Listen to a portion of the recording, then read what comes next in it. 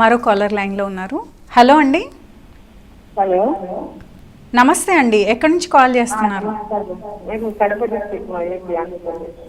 Okay అండి, sir లైన్లో ఉన్నారు, మాట్లాడండి. నమస్కారం మేడం, చెప్పండి. నమస్తే సార్.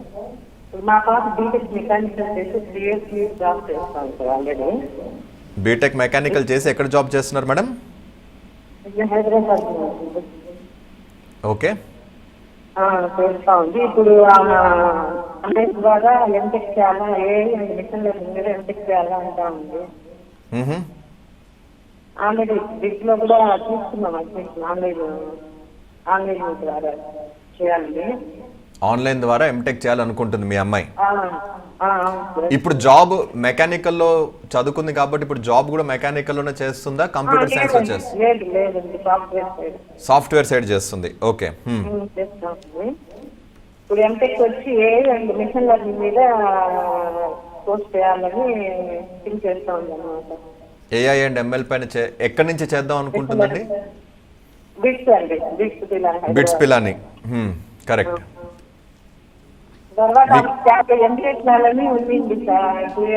మీ క్వశ్చన్ ఏంటి మేడం? మీ క్వశ్చన్ ఏంటి?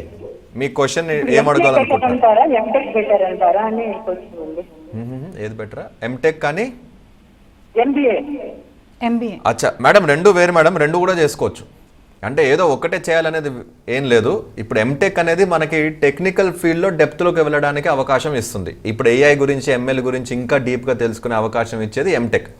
ఎంబీఏ అనేది మేనేజ్మెంట్ సైడ్ వెళ్ళడానికి, మనకి రేపొద్దున సేల్స్లో కానివ్వండి, మార్కెటింగ్ కానివ్వండి, హెచ్ఆర్ కానివ్వండి, స్ట్రాటజీ కానివ్వండి, ఇట్లాంటి బిజినెస్ ఫంక్షన్స్లోకి వెళ్ళడానికి ఎంబీఏ చేస్తారు పిల్లలు. మీరు కావాల్సి వస్తే ఇప్పుడు ఎంటెక్ చేసుకొని కొన్ని సంవత్సరాల తర్వాత మళ్ళీ ఎంబీఏ చేసుకోవచ్చు.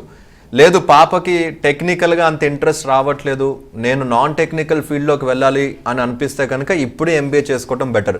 టెక్నికల్గా తను బాగా ఎంజాయ్ చేస్తుంది, టెక్నికల్గా డెప్త్లోకి వెళ్ళాలనుకుంటుంది అంటే కనుక తను ఇప్పుడు ఎంటెక్ చేసుకోవడం కరెక్ట్. ఫ్యూచర్లో తను మేనేజ్మెంట్ రోల్స్లోకి షిఫ్ట్ అవుతారు, ఎందుకంటే వాళ్ళు లీడ్స్ అవుతారు, మేనేజర్స్ అవుతారు, స్లోగా మేనేజ్మెంట్లోకి షిఫ్ట్ అవుతారు. కాబట్టి అప్పుడు మేనేజ్మెంట్ కోర్స్ కానీ లీడర్షిప్ కోర్స్ కానీ చేసుకుంటే మీకు అది వర్కౌట్ అవుతుంది. ఇది కానీ అని కాకుండా రెండు కూడా చేసుకోవచ్చు. ఓకే, మరో కలర్ కూడా లైన్లో ఉన్నారు. హలో అండి. హలో నమస్తే అండి. నమస్తే మేడం. మీ పేరు? నా పేరు జాన్వి అండి, ఖమ్మం డిస్ట్రిక్ట్ నుంచి. ఓకే, మీ క్వెరీ అంటూ అడగండి. చెప్పండి మేడం. Hello sir. చెప్పండి, మీ డౌట్ ఏంటో అడగండి. హలో సార్, మా బాబు సిఏ ఫౌండేషన్ కోర్సులో ఉన్నాడు sir. CA foundation? Okay, CA foundation కోర్సులో ఉన్నాడు. ఇప్పుడు January 18 నుంచి వాళ్ళకి ఎగ్జామ్స్ ఉన్నాయి. CMA రాసిండు, మొన్న రీసెంట్ గా పాస్ అయింది సార్. ఓకే. ఇప్పుడు సిఏ ఫౌండేషన్ January 18 కి రాస్తాడు. సిఏ ఫౌండేషన్ పాస్ అయిన తర్వాత సిఏ ఇంటర్ ఉంటదంట సార్. అవునండి. తర్వాత ఆర్టికల్ షిప్ అన్నారు. దాని ఆర్టికల్ షిప్ అప్పుడు సిఏ ఫైనల్ కి ఎలా ప్రిపేర్ అవ్వాలి, ఆ టైమింగ్స్ ఎలా ఉంటాయి, వాళ్ళ కెరీర్ ఎలా ఉంటుందో మాకు ఐడియా లేదు సార్, ఎందుకంటే మేము విలేజ్ లో ఉన్నాం.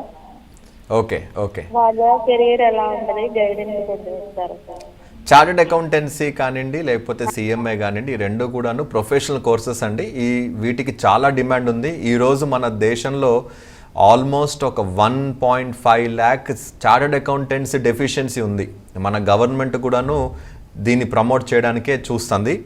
సిఏ ఫౌండేషన్ ఎగ్జామ్ అయిన తర్వాత మీరు అన్నట్టు సిఏ ఇంటర్ అనేది వాళ్ళు రాసుకోవాలి, ప్యారల్గా డిగ్రీ కూడా జాయిన్ అవ్వాలి. డిగ్రీ చేస్తూ సిఏ ఇంటర్ చదువుకుంటూ దాని తర్వాత సిఏ ఇంటర్ అయిన తర్వాత ఆర్టికల్ షిప్ అనేది ఒక చార్టెడ్ అకౌంటెంట్ దగ్గరే చేయాలి.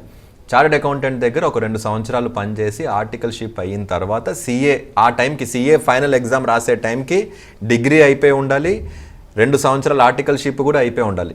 ఈ రెండు అయిన తర్వాతనే మనకి సిఏ ఫైనల్ రాసి సిఏ సర్టిఫికేట్ తీసుకోవడానికి అవకాశం ఉంటుంది. ఈ ఫీల్డ్ అనేది చాలా ప్రామిసింగ్ ఫీల్డ్. మీ పిల్లవాడు కనుక దీంట్లో బాగా చేస్తూ ఉంటే ముందుకెళ్ళొచ్చు. లేదా కొంతమంది సిఏ ఇంటర్ తర్వాత కూడాను వాళ్ళు మళ్ళీ ఎంబీఏలోకి డ్రాప్ అయ్యి వేరే వాటిలోకి వెళ్ళే అవకాశాలు కూడా ఉంటాయండి. ఓకే అండి.